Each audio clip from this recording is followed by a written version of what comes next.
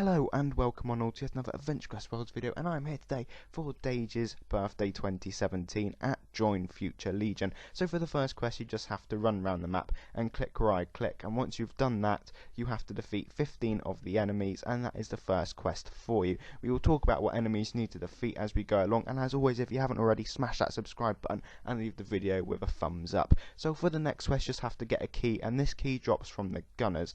Once you have got the drop you can head back, turn the quest in, and we are on to our first sort of mini boss fight. Now if you are low level, this release will be incredibly annoying, so make sure you get some help along the way. So for the next quest you just have to open the hatch, go inside, and then you just defeat the boss, who is just down here. Once you've beaten him you can head back, turn your quest in, and we will move swiftly on to the next quest.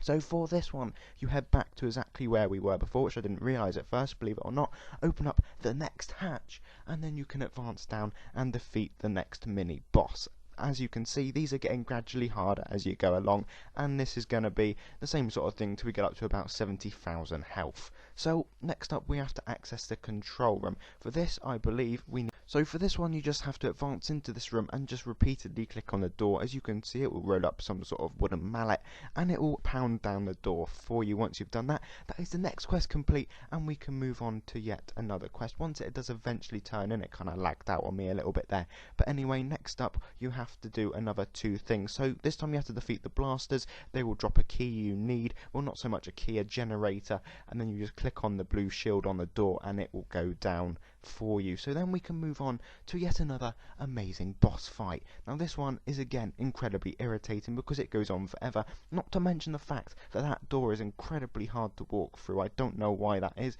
it just seems to be something invisible blocking your way. Anyway, so once you have again defeated him, head back, turn the quest in, and we lead us on to, well, let's say about the 5th quest towards the end. But definitely not the 5th quest we've done, but this is like 5 quests left to go, and it is yet another boss fight. So you just advance through again up the ladder, and then you can defeat him in here. Once you've done that you head back, turn the quest in, and we have to think about the teleporter. Now you need to watch what I click. I speed the video down for you. So first of all you need to click on the little ball, which is the second one, well, third one along. Then you have to go first one on the left, then it is the second one on the right, and then the second one on the left again. Once you've clicked on all of them in the order you just saw them flash up on the screen, you will complete the quest and you'll be able to advance into the sort of final area, which is just up through the teleporter, which you'll see me run through right now because, well, I love running through teleporters, it's fun.